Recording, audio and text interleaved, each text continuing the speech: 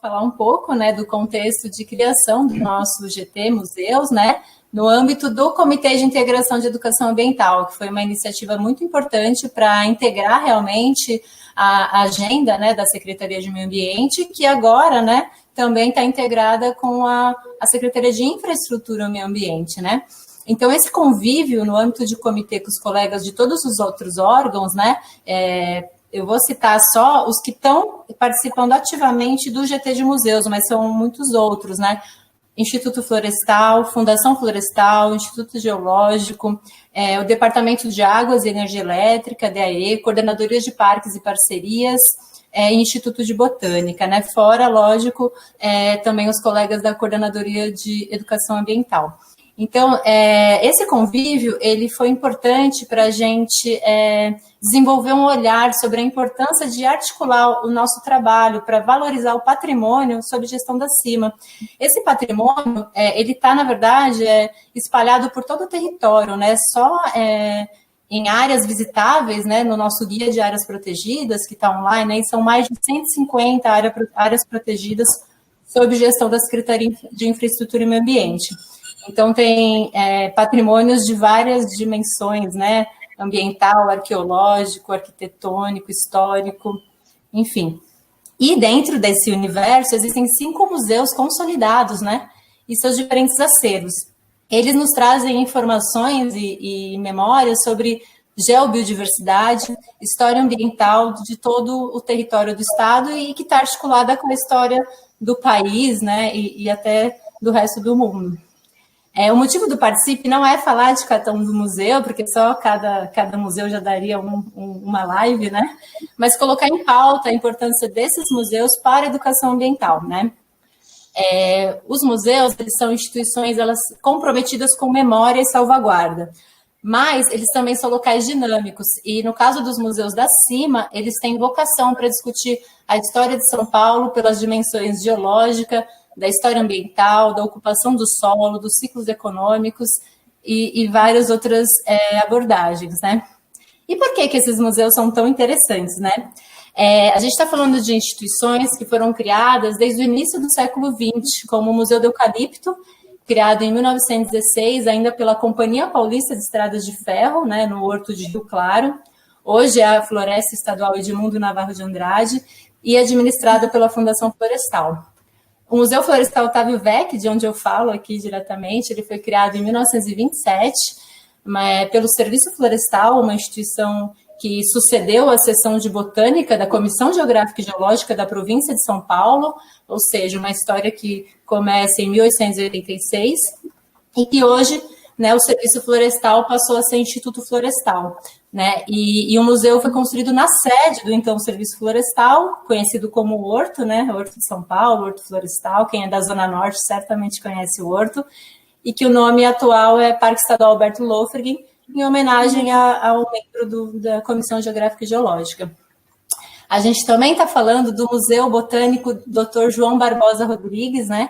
Inaugurado em 1942. Ele integra, na verdade, o complexo do Jardim Botânico do Estado, administrado pelo Instituto de Botânica e localizado no Parque Estadual Fontes do Ipiranga.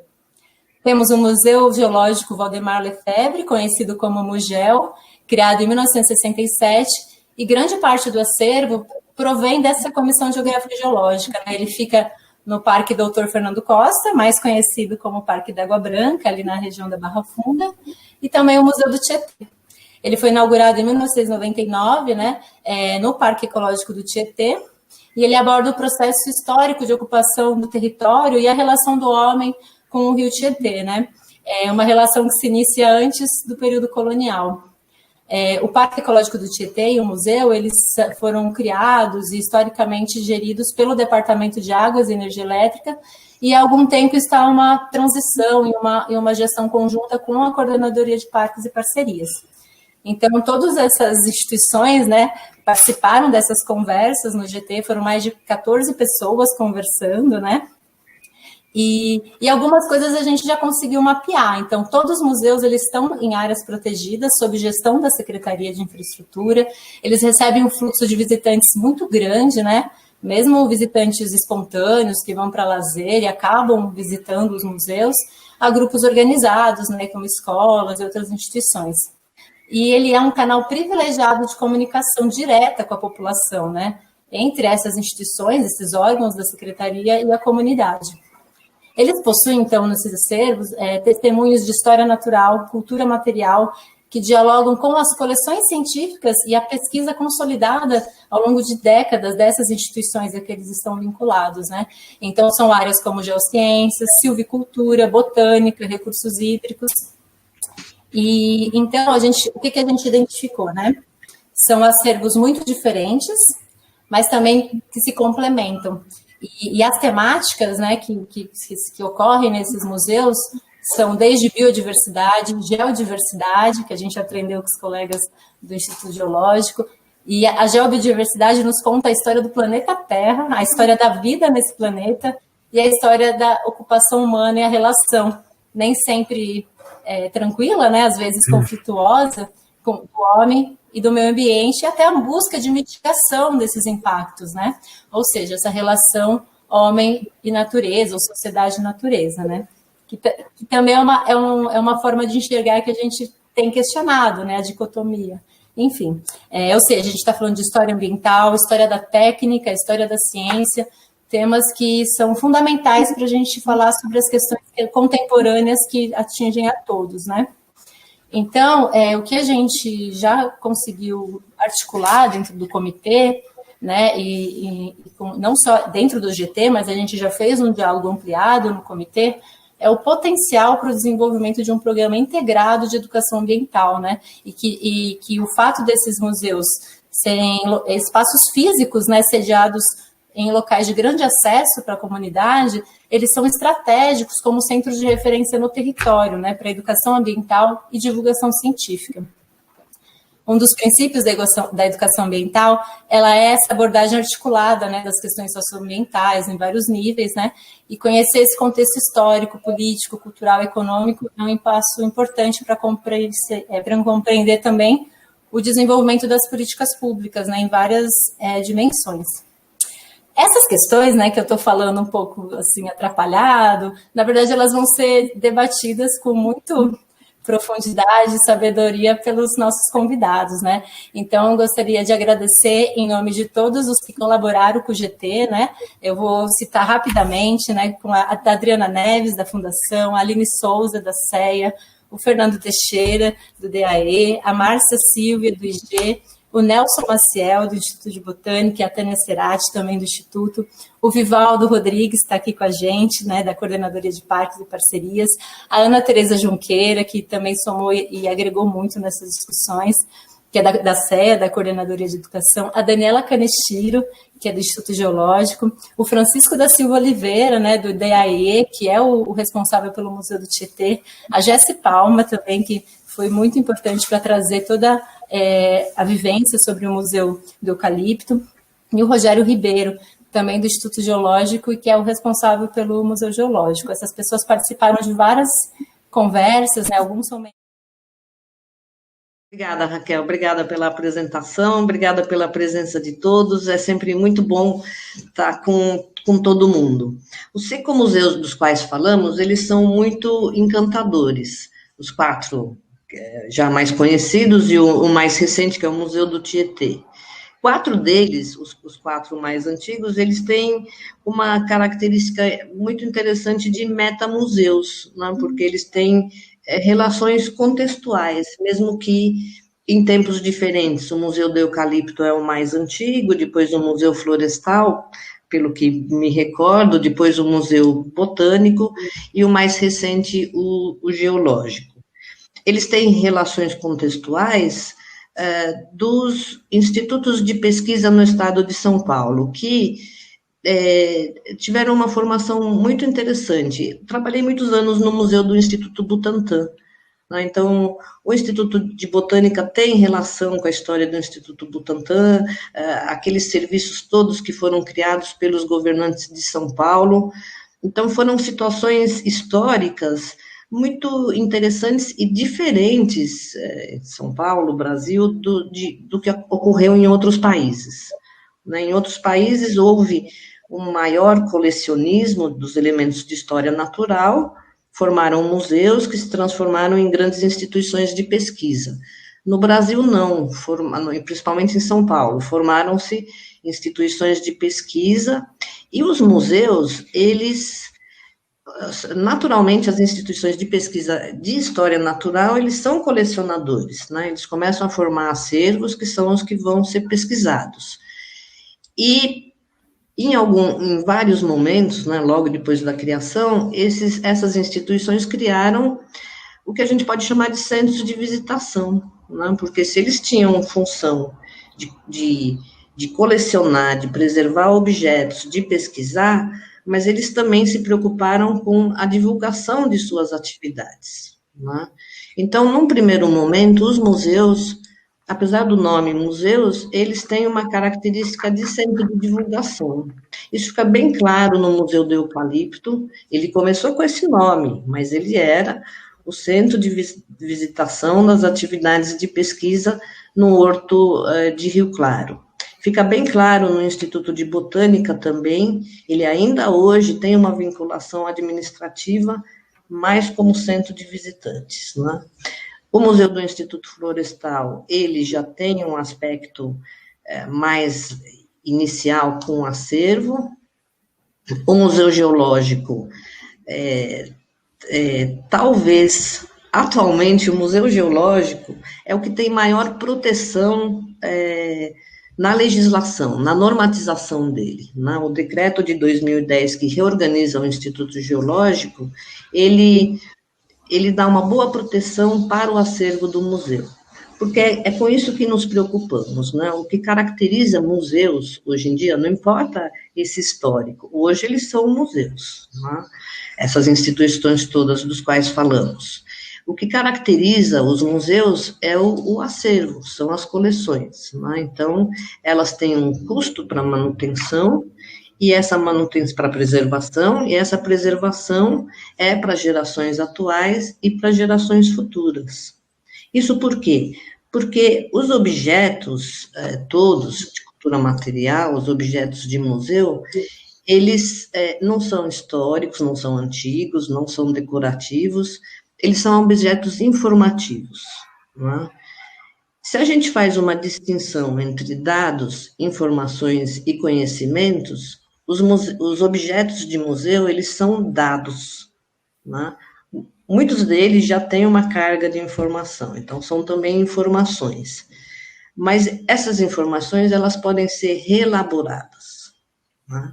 Então, esse é um dos fundamentos da preservação dos objetos, porque eles são dados, aquilo que eles significam, aquilo que eles contêm de dados brutos, e eles podem ser sempre, as informações podem ser acrescentadas, reelaboradas, daí a importância da preservação para as gerações futuras, né? Porque o conhecimento, ele não é fixo, ele vai se construindo.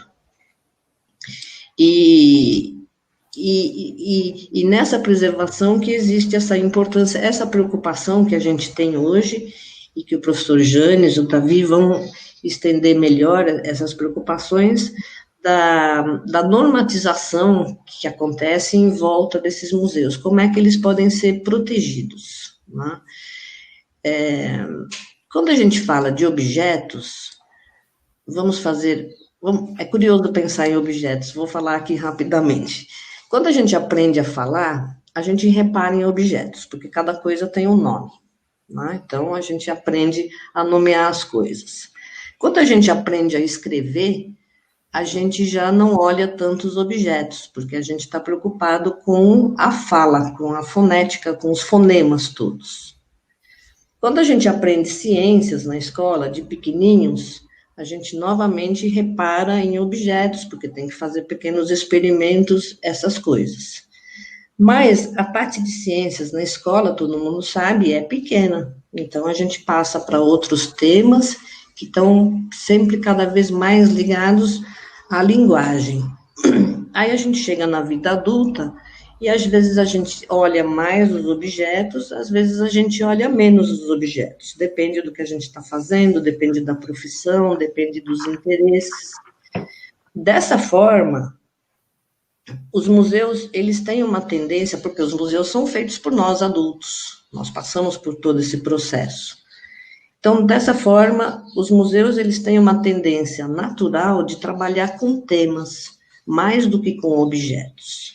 Né? Isso não é nenhuma crítica que eu faço, isso é uma naturalidade. A gente trabalha com temas, a gente busca temas nos objetos, mas o que caracteriza museus são os objetos, que são importantes porque eles são dados, eles são informações, eles vão permitir o conhecimento.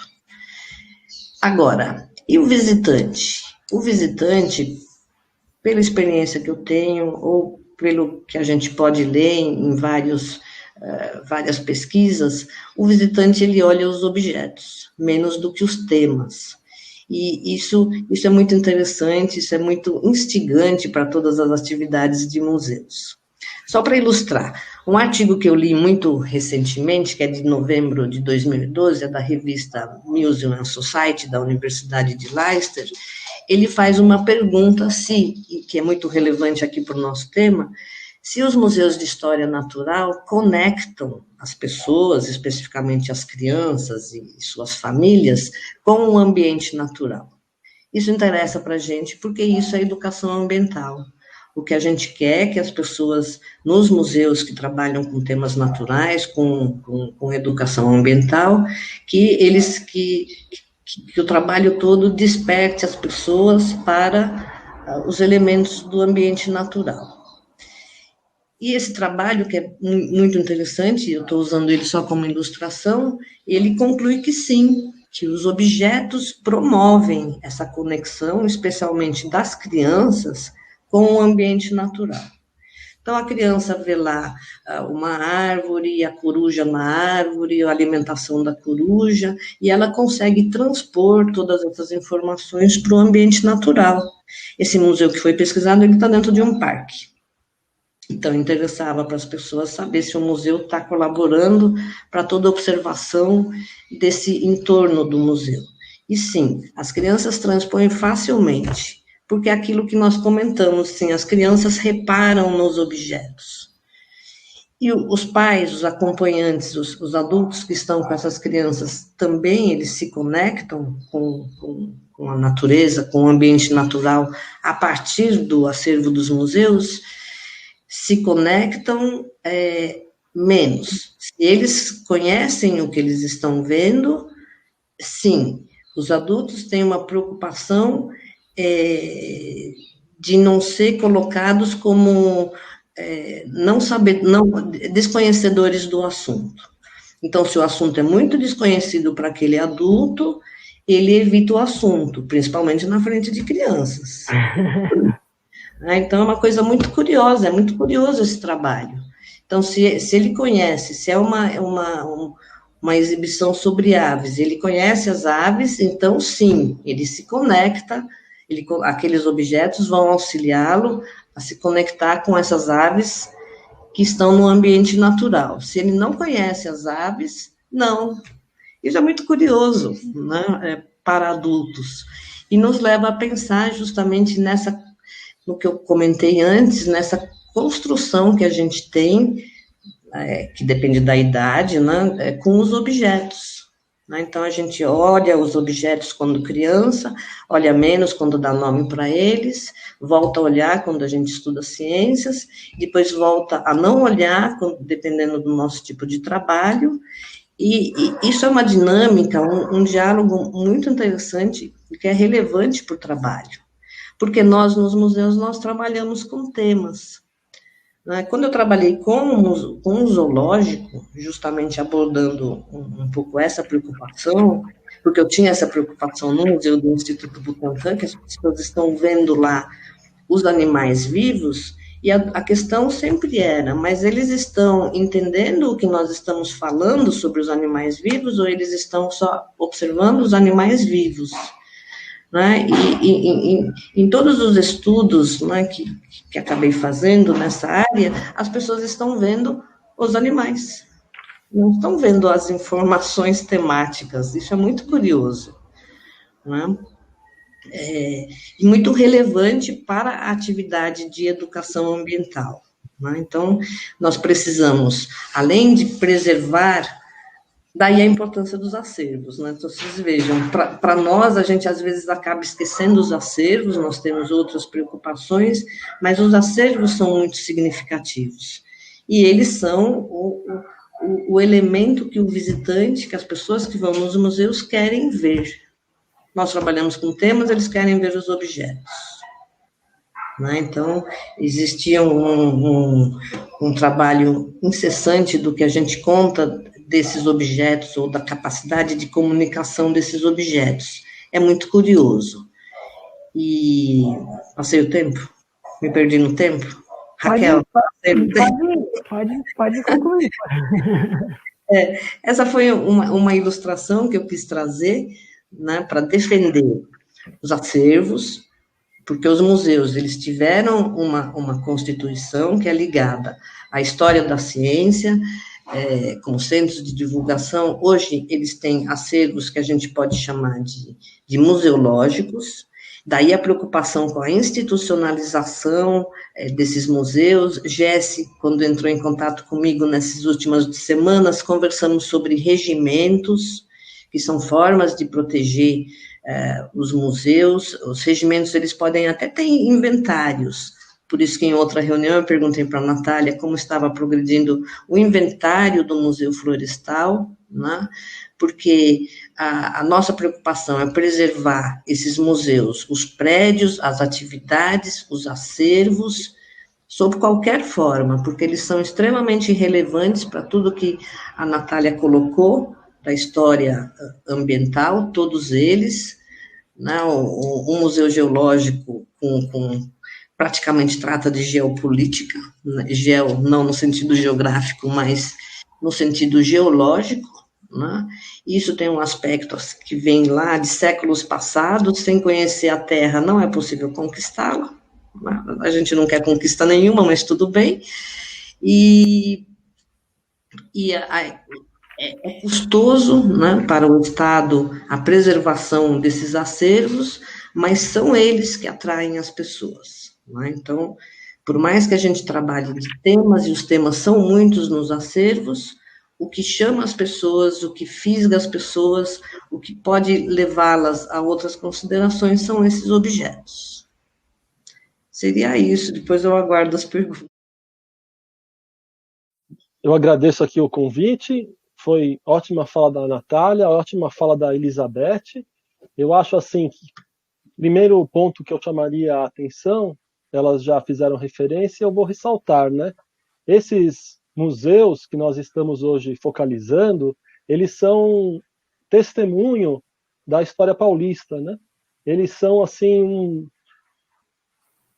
uma construção muito bonita de São Paulo, e eles revelam aí a própria história do estado de São Paulo, história da ciência paulista, a história da atuação da sociedade, as transformações, e, evidentemente, que é o que nos interessa mais, eles falam da história ambiental de São Paulo, né, que é um tema tão importante, tão relevante, um tema extraordinário.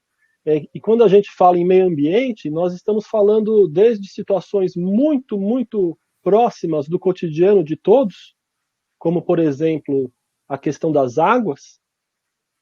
Quando nós falamos de meio ambiente, nós estamos falando das águas, da água que a pessoa bebe, da água que ela usa em casa. Nós estamos falando da energia, essa energia que sustenta aqui nossa comunicação.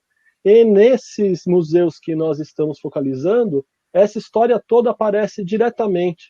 Então, por si só, já revela um potencial enorme que tem para discutir problemas centrais da sociedade, né? O Museu do Tietê, espetacular, o Museu do Horto Florestal, outro museu antigo, o Museu Botânico, também se relaciona com a história das águas, né? Então, temos essa história dos mananciais, só para a gente pensar um tema muito próximo a nós, que é esse do abastecimento de água, da preservação das águas. Esse tema tão central, ele aparece diretamente nesses 3 museus. E, evidentemente, aí, se nós formos avançando, dá para pensar a ocupação do estado de São Paulo, diferentes momentos da história econômica paulista e como isso se refletiu no uso dos recursos naturais, o esforço da sociedade paulista para preservar a natureza, para desenvolver o uso racional dos recursos naturais. Esse é um testemunho belíssimo e que às vezes aparece indiretamente, mas esses museus, como as próprias instituições que os acolhem, registram.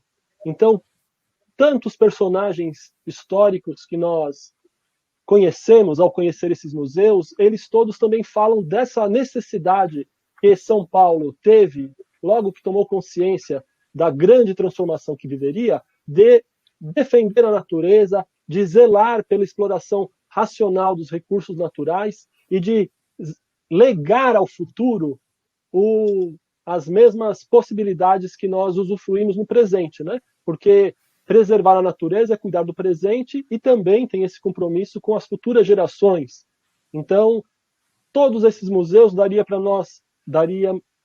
nós falarmos muito sobre cada um deles. Todos eles se vinculam aí a temas fundamentais, além desse próprio tema global, né, que interessa não só a quem é de São Paulo, mas a quem é do planeta Terra, que é mudanças climáticas, as mudanças climáticas e sua relação com o modo de vida nas metrópoles, nas grandes, pequenas e médias cidades. Então, nós temos aqui um repertório de possibilidades através dos objetos que estão nos museus, através da história dos museus e através da história das instituições que geraram esses museus, impressionante, extraordinário, que por si só é de um valor incrível. Então, eu queria fazer esse primeiro ponto. Então, no que se refere à pesquisa histórica, eles são tanto fontes para a pesquisa histórica, esses museus têm fontes, ou seja, têm vestígios do passado que propiciam a nós conhecermos a história ambiental de São Paulo. Então, eles são fontes para a história ambiental de São Paulo e eles próprios são um objeto para a história ambiental, porque eles são agentes transformadores da realidade paulista. E digo os museus que estão aqui na região metropolitana e digo também os museus aí que estão espalhados pelo estado de São Paulo, né? São valiosos do ponto de vista da pesquisa. Além da pesquisa, hoje, qualquer pesquisa se importa com a divulgação, com o impacto social. Então, não existe mais pesquisa hoje que possa descuidar da divulgação, de exteriorizar isso para a sociedade. Todo pesquisador hoje precisa pensar na divulgação, em como a sociedade terá conhecimento daquilo que é pesquisado. Então, existe isso é uma exigência, inclusive, das agências financiadoras hoje. Então, qualquer pesquisa hoje se importa imediatamente, logo ao ser formulada, sobre o seu impacto social, sobre como ela vai ser exteriorizada. As discussões que nós tivemos recentemente a respeito da pandemia do Covid-19 deixaram isso claro, né? A necessidade que nós temos de não apenas fazer pesquisa, fazer ciência, criar conhecimento, mas como é necessário também dialogar com a sociedade. É algo necessário. E por esse aspecto, os museus aqui levantados também têm, como foi a própria Natália já nos comunicou, eles têm um potencial incrível e eles já executam um papel incrível, que é esse de colocar em comunicação tanto o âmbito da ciência, do conhecimento acadêmico, com a população. Então, eles têm, assim, um valor enorme no que se refere à possibilidade do pesquisador divulgar o seu conhecimento e intervir na realidade social simultaneamente ao desenvolvimento de sua pesquisa. Então, eu acho que esse também é um valor enorme e precisa ser lembrado, né? Os museus são espaços privilegiados para que os pesquisadores possam dialogar com a sociedade. Privilegiados. Isso eu acho que é um ponto importantíssimo. Sejam pesquisadores de quaisquer áreas, porque quando a gente pensa em meio ambiente, nós nos importamos por tudo. O meio ambiente exige uma abordagem global, que integre diferentes dimensões. Então, pesquisa em ciências naturais, em ciências humanas, elas estão convocadas a compreender a problemática ambiental, porque a problemática ambiental tem essa dupla dimensão. Então, eu penso que esse aspecto nós temos que chamar a atenção.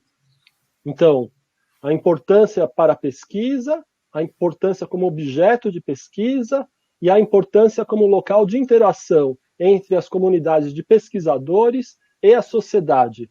Ora, hoje ninguém acredita que a crise ambiental será superada sem uma grande participação da sociedade, de diferentes classes sociais, inclusive.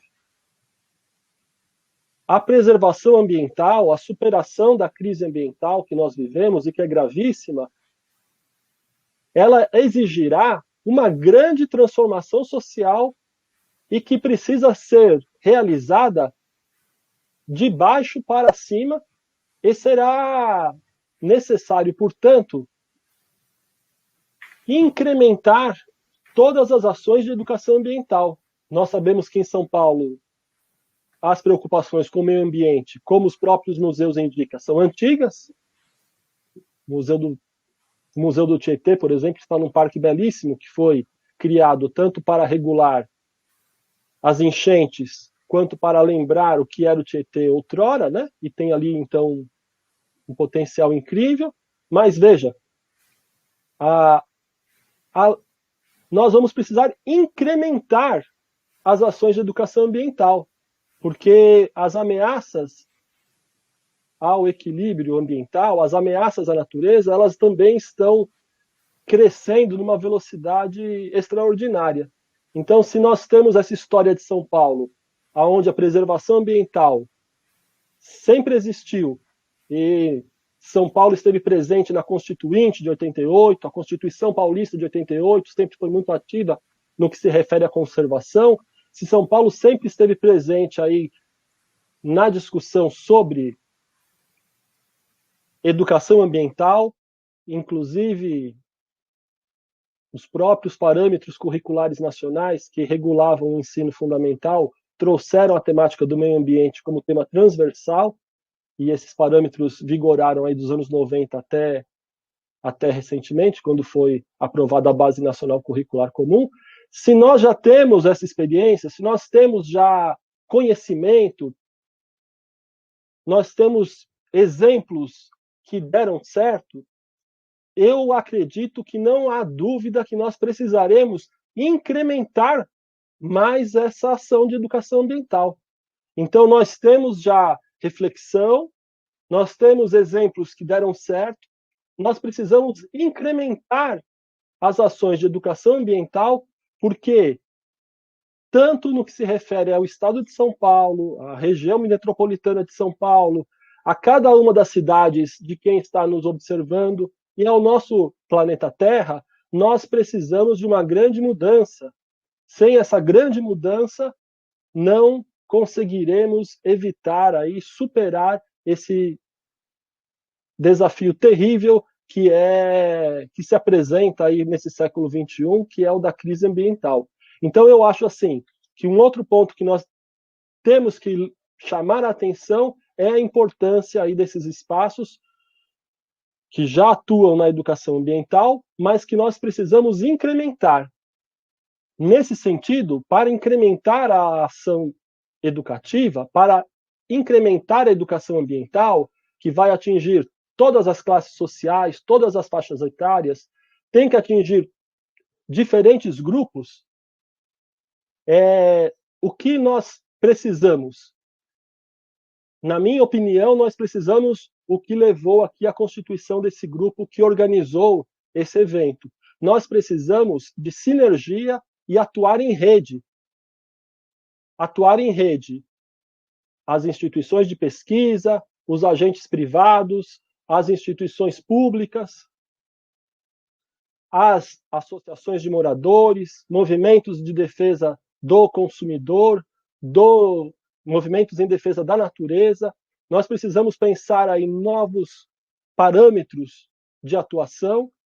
Portanto, eu penso que o passo seguinte, o passo importantíssimo no que se refere à nossa possibilidade de dar à educação ambiental uma dimensão, um volume tal que ela possa fazer com que a sociedade incremente a sua relação no que se refere ao uso da natureza, à sua forma de pensar e sentir a natureza, eu acredito que é essa formação de redes, a atuação em redes, eu acredito que é o caminho que nós temos que fortalecer para que a atuação de educação ambiental possa adquirir aí um peso na sociedade capaz de transformar de maneira significativa o rumo do nosso desenvolvimento, que nós sabemos, da maneira que está, não tem futuro, né? Não há futuro. Não há futuro se nós continuarmos no sentido que estamos hoje. Então, nós precisamos mudar o sentido. Então, eu penso que os museus têm essa grande possibilidade, né? Eles são um lugar de encontro, eles propiciam o encontro de pesquisadores, propiciam o encontro dos pesquisadores de diferentes áreas, propiciam o encontro dos pesquisadores, da ciência, da preservação, com o público, e propiciam que diferentes grupos sociais, inclusive, se encontrem.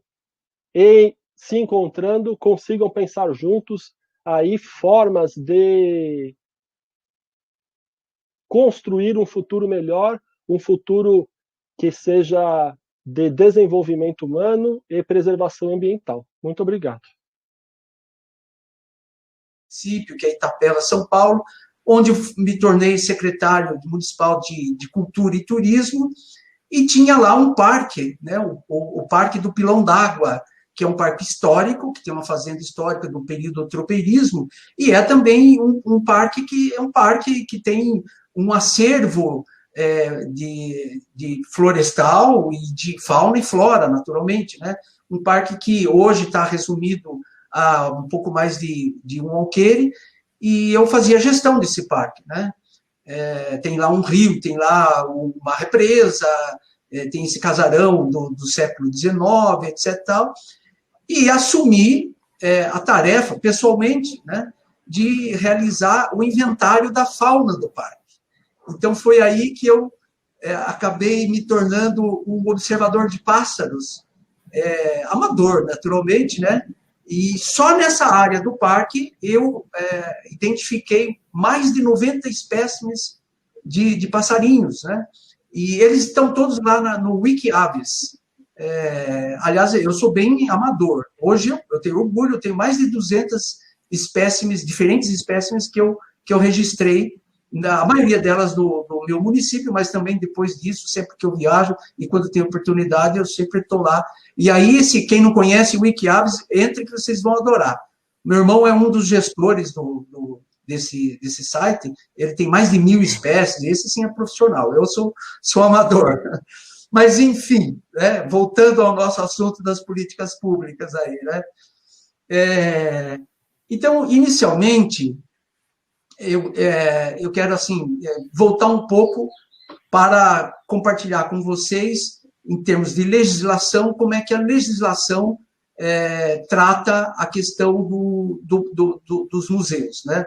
No Brasil, a gente tem aqui, na Lei 11.904 de 2009, uma lei federal, o conceito de museus, né? E para lembrar, o museu é uma instituição permanente, sem fins lucrativos, ao serviço da sociedade e do seu desenvolvimento, aberto ao público, que adquire, conserva, investiga, comunica e expõe o patrimônio material e imaterial da humanidade e do seu meio envolvente, com fins de educação, estudo e deleite. Então, é importante a gente partir desse conceito, que, aliás, é um conceito que está em sintonia com o próprio conceito do ICOM, que é o Conselho Internacional de Museus.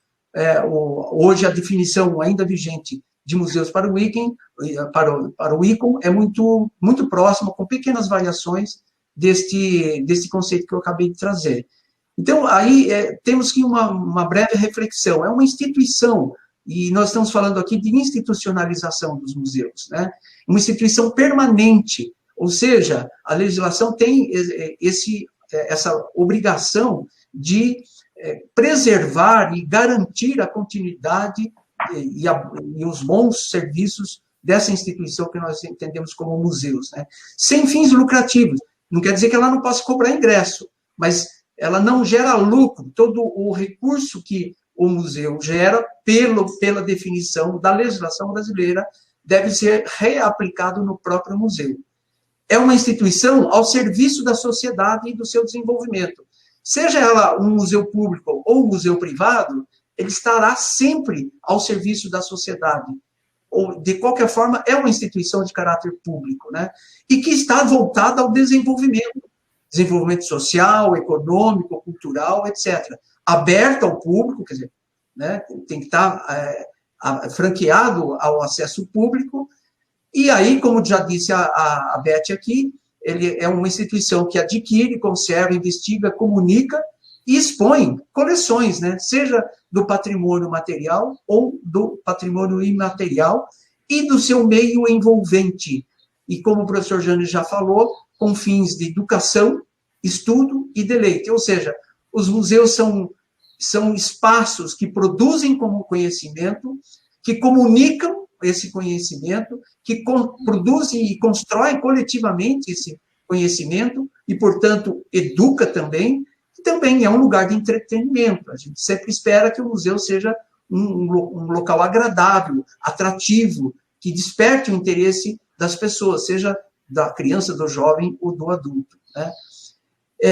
Nesse conceito de museus, é bom que se diga, né, ele vem sendo discutido ao longo do tempo, mas na história dos museus, sempre estiveram presentes, reconhecidos como museus, os parques naturais, os parques florestais, os zoológicos, todos os parques botânicos, enfim, todas as coleções, os acervos naturais, biológicos e também os geológicos, né? Hoje a gente tem até, inclusive, os geoparques, né? Os monumentos geológicos, todos, sempre ao longo da história dos museus, esses espaços foram reconhecidos também como de natureza museológica. É bom que se diga isso, né? É bom que se deixe bem claro isso também. E nessa evolução da discussão sobre o conceito de museus, o ICOM, né, o Conselho Internacional de Museus, está colocando em discussão um novo conceito, que eu quero aqui compartilhar com vocês. Nesse novo conceito do ICOM, que é um conceito mais atualizado, os museus são considerados espaços democratizantes, inclusivos e polifônicos para um diálogo crítico sobre o passado e o futuro, reconhecendo e enfrentando os conflitos e desafios do presente. Eles guardam artefatos e espécimes para a sociedade, salvaguardam diversas memórias para as futuras gerações e garantem direitos iguais e acesso igual ao patrimônio para todos os povos. Os museus não são lucrativos, eles são participativos e transparentes e trabalham em colaboração ativa com e para várias comunidades, a fim de coletar, preservar, investigar, interpretar, expor e expandir os entendimentos do mundo com o propósito de contribuir para a dignidade humana e justiça social, para a igualdade mundial e bem-estar planetário. Então, é importante que, nesse conceito ampliado de museus que o ICOM traz, a gente entender essa discussão toda, né, de que estamos falando.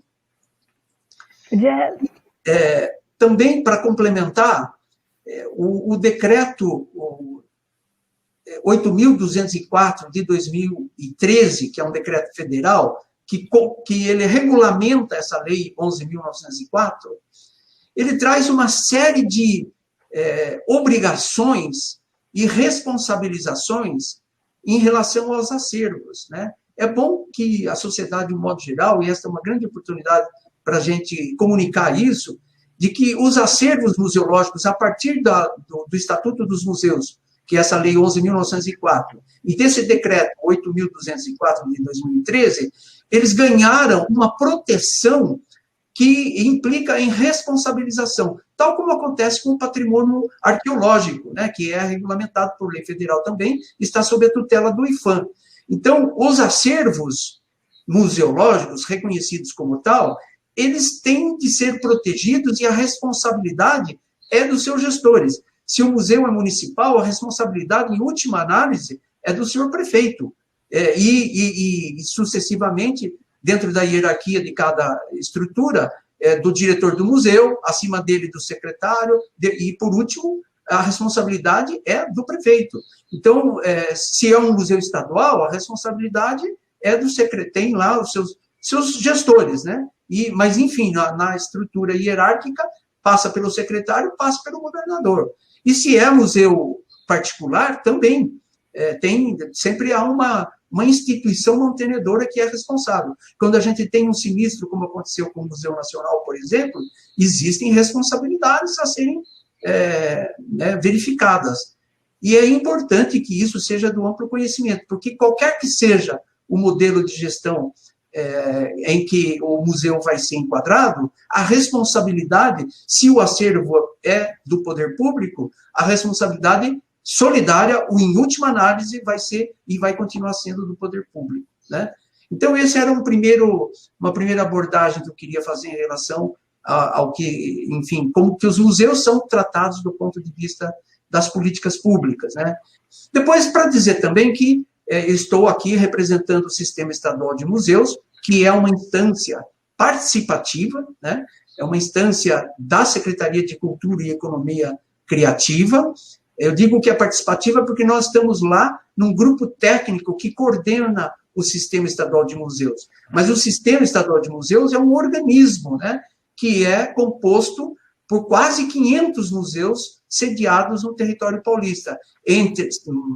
Mais de 200 desses museus são museus municipais, nós temos outro tanto de museus públicos estaduais, né? Só temos um museu federal, na verdade, em São Paulo, que é o Lazar Segal. Temos aí mais de 40 museus ou instituições de caráter museológico no âmbito do Estado, das universidades e tudo mais, e museus particulares.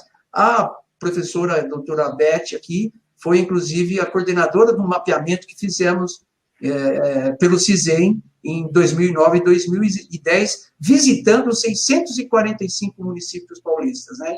E, desde 2016 para cá, estamos implantando o Cadastro Estadual de Museus, já agora com uma outra perspectiva, que é a de identificar essas instituições, e a adesão ao Cadastro de Museus, que é voluntária, né, por cada instituição, implica em preenchimento de uma série de dados, de informações, que vão nos permitir uma análise técnica desses museus, e, a partir disso, elaboramos um relatório técnico, um relatório de um diagnóstico situacional, e, por fim, damos essa devolutiva a cada instituição que adere ao cadastro, basicamente, isso em parceria com a Camportinari, que é dirigida aqui pela nossa querida Angélica Fábio, que está nos acompanhando na live aqui, já deixo um abraço para ela também.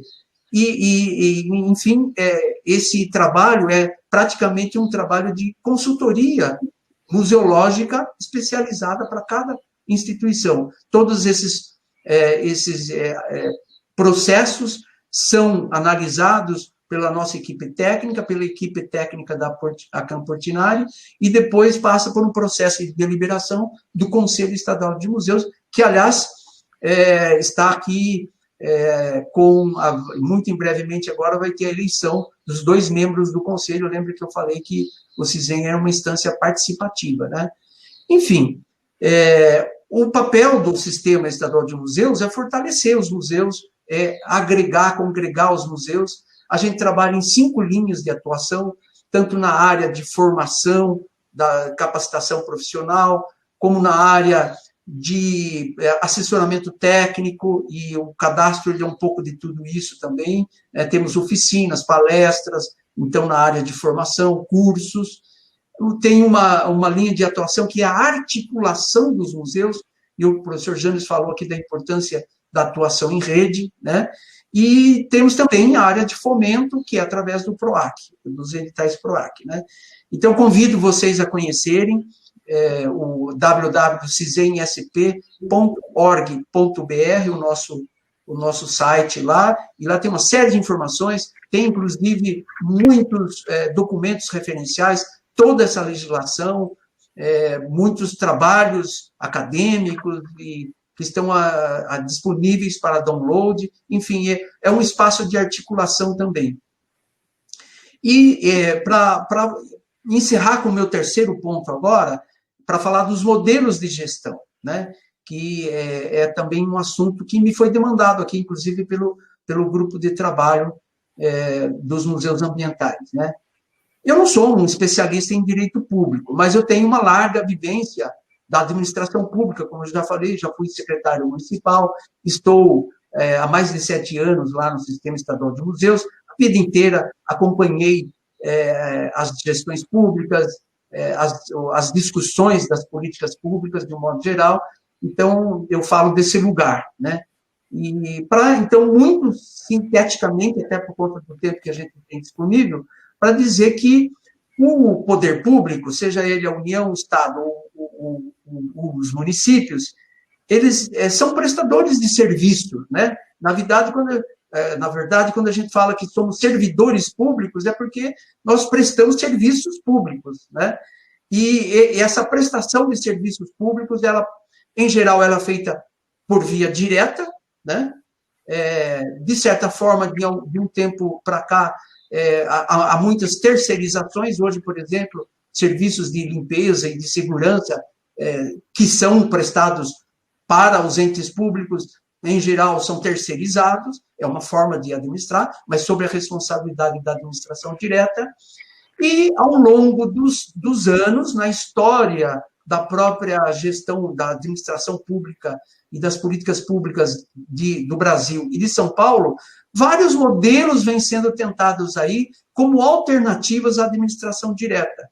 Porque a administração direta, ela é um pouco complicada, e ela tem que ser mesmo, porque ela exige, muita gente reclama da burocratização, mas para você garantir a transparência, a razoabilidade, a economicidade, a impessoalidade das ações públicas, você tem uma série de ritos a serem observados, como, por exemplo, as licitações públicas, os concursos públicos para admissão de servidores e tudo mais.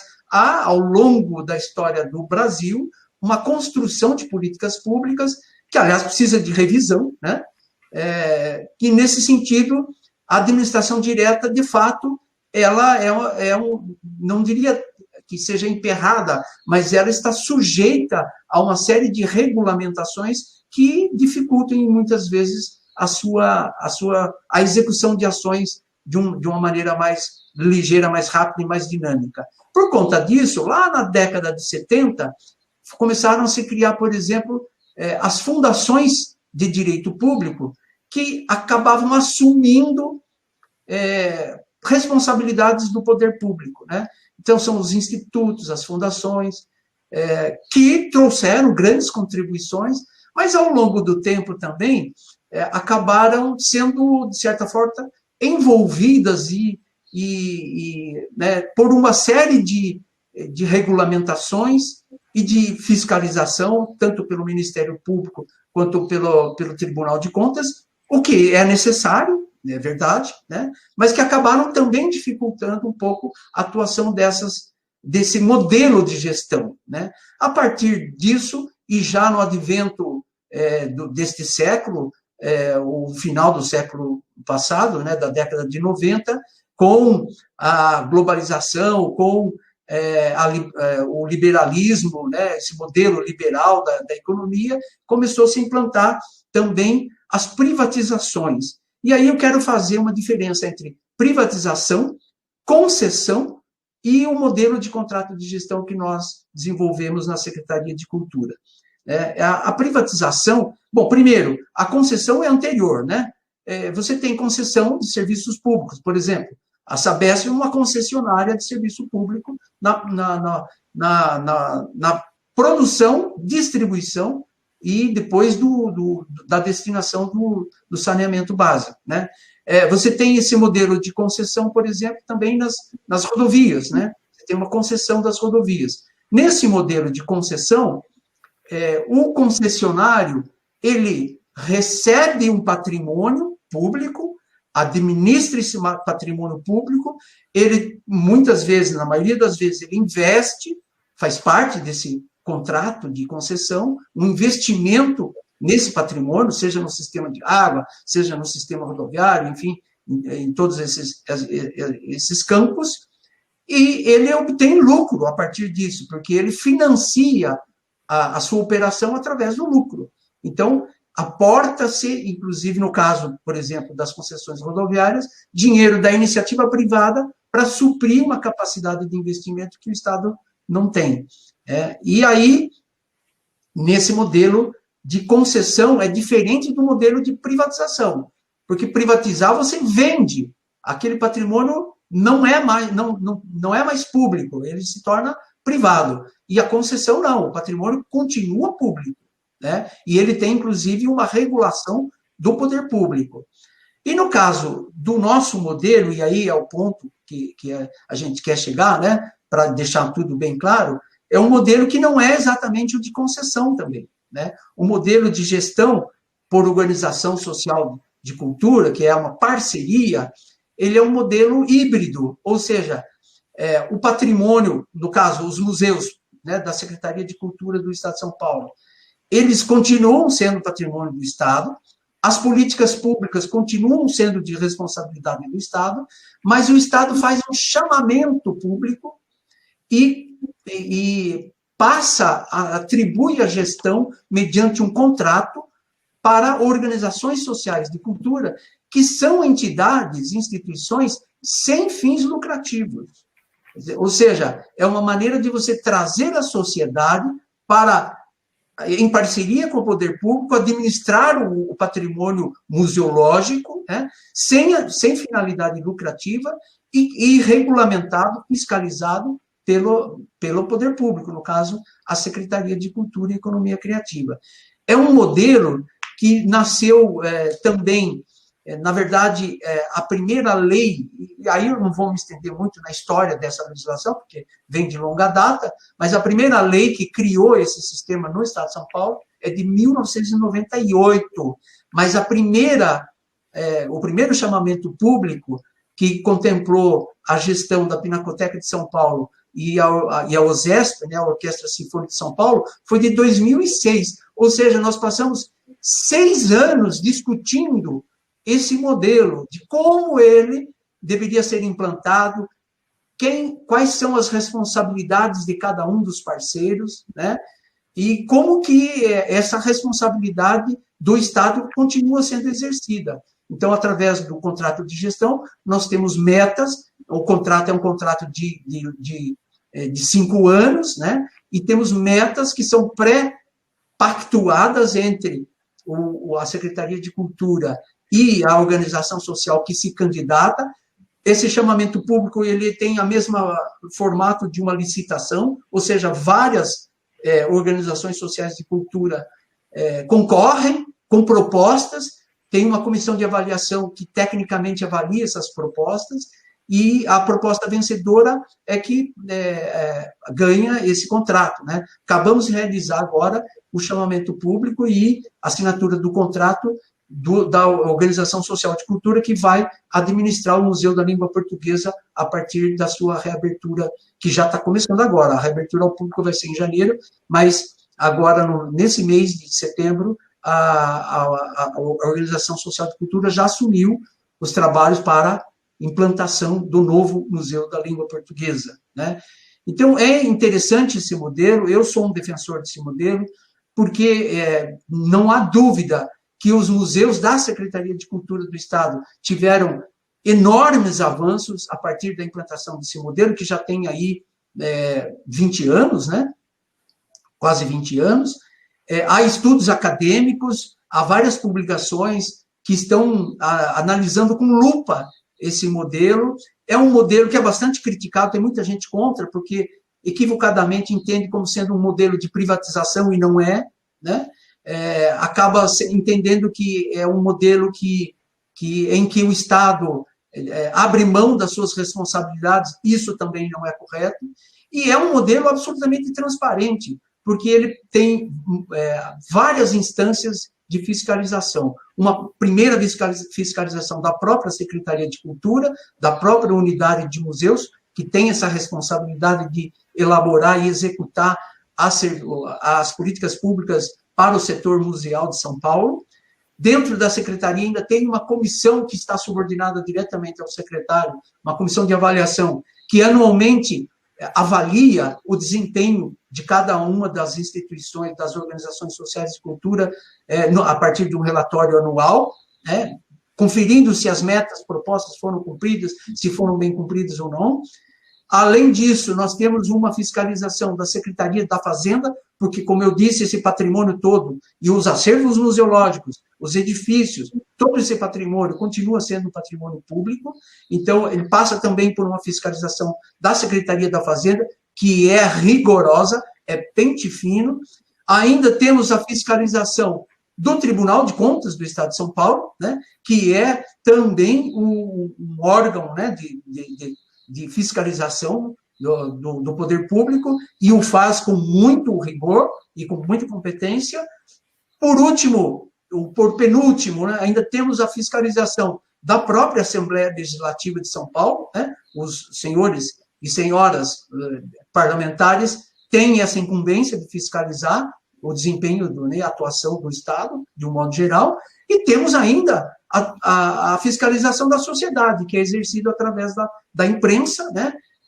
Temos aí os vários mecanismos de ouvidorias que estão disponíveis para a população, e é um modelo que, como eu disse, vem apresentando muitos resultados, muitos bons resultados, e claro que ele sempre está em construção, sempre precisa de uma avaliação crítica, sempre está sujeito a aperfeiçoamentos, né, evidentemente, não é um modelo que está acabado, tem muitos desafios, né, mas é um modelo que tem demonstrado um avanço enorme na proteção dos acervos museológicos, na constituição de equipes técnicas altamente qualificadas e na comunicação, como o professor Janes falou, de todo esse patrimônio, de todos esses acervos com o público, a interação com o público, né?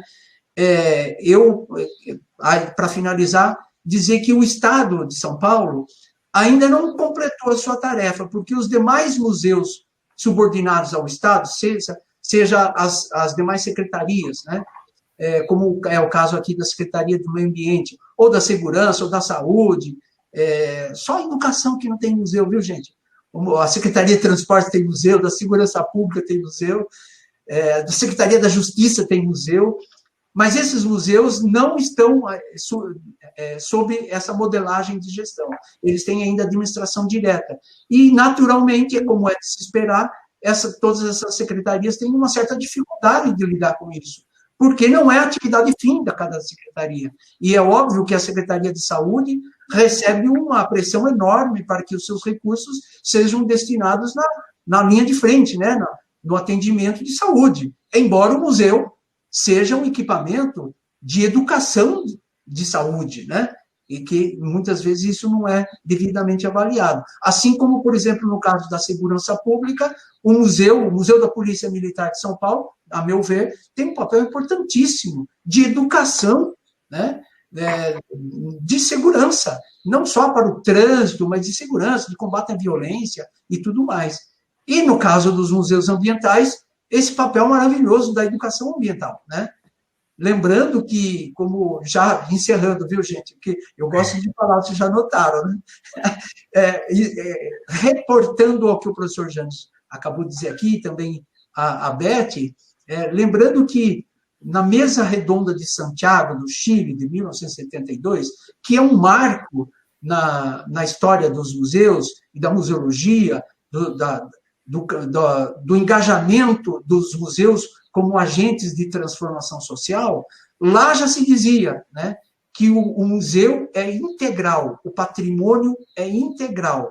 Né? Na verdade, qualquer que seja a tipologia de museu, ele sempre estará se reportando ao patrimônio da humanidade como um todo, transversalmente, e a gente nunca pode perder isso de vista. Né? Nem se fala, então, no caso dos museus ambientais. Né? E como eu já mencionei antes, a atuação em rede, aí fazendo a conexão com a fala do professor Jânio, é também uma das diretrizes do CISEM. Então, nós temos várias redes, né? Redes de museus de ciência, redes de museus de história, rede de museus de memória do esporte, rede de museus de casas literárias. A gente atua em rede. E estamos felizes agora porque está nascendo a rede de museus ambientais no âmbito do CISEM, juntamente com esse GT, né? Que, na verdade, é um desmembramento do que seria uma rede de museus de ciências, né? Porque, enfim, os museus ambientais são museus de ciência. Aliás, essa divisão também, ela tem, assim, apenas uma finalidade didática, porque na visão clássica dos museus, nós temos 3 tipologias, basicamente: museus de história, museus de ciência e museus de artes. Mas já diziam, né, já dizem aí muitos pesquisadores e museólogos, não existe museu de história. Primeiro que história é uma ciência. Então, o museu de história é também museu de ciência. Né? O museu de ciência é sempre um museu de história, porque ele também vai contar a história, seja da geologia, seja da botânica, seja, enfim. Né? E os museus de arte também são museus de história da arte, do pensamento, da cultura, de um modo geral. Todos os museus, na verdade, eles têm um campo de atuação muito irmanados, independente da sua tipologia, né? E todos eles têm, no mundo contemporâneo, um desafio enorme, porque eu também concordo em gênero, número e grau com o professor James aqui, de que nós não temos futuro.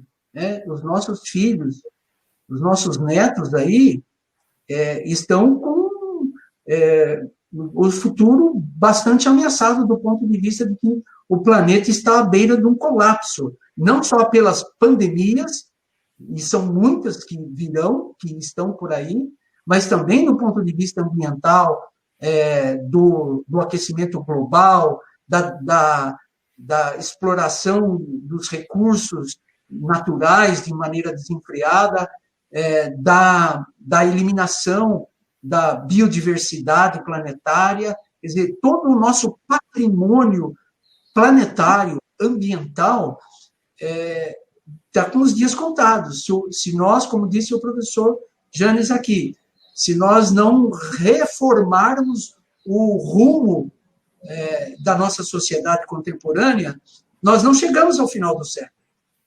Isso eu tenho absoluta convicção disso. E os museus têm esse papel de conscientizar o público e a sociedade, de trazer para dentro de si, não só, como disse o professor Janes aqui, essa missão de comunicar o conhecimento, né, mas também de produzir o conhecimento, de produzir o debate, a reflexão, a interação entre cientistas e sociedade e entre os diversos atores sociais também, para encarar esses desafios, porque, caso contrário, a gente caminha para o colapso, para o caos, né? E a educação ambiental tem aí um papel importantíssimo disso. E, por último, para finalizar mesmo, de verdade agora, né? A gente fala em instituição, em preservar a instituição, a gente está falando também na memória de dezenas de pessoas que trabalharam para produzir conhecimento, estamos falando aqui do Otávio Vecchio, estamos falando aqui de todas essas pessoas, os trabalhadores de museus, como a Valdísia falava, né, Beth? Que abrem e fecham a porta dos museus, que conservam esses acervos e que conseguiram legar esse patrimônio museológico para as atuais gerações, e nós temos responsabilidade, porque essa responsabilidade está nas nossas mãos, de transmitir esse legado, esse conhecimento produzido e acumulado ao longo de tanto tempo, com tantos esforços para as futuras gerações. Então, eu termino aqui. Obrigado. Gente, esse participe está muito bom. A gente tem, só para a gente se situar no tempo,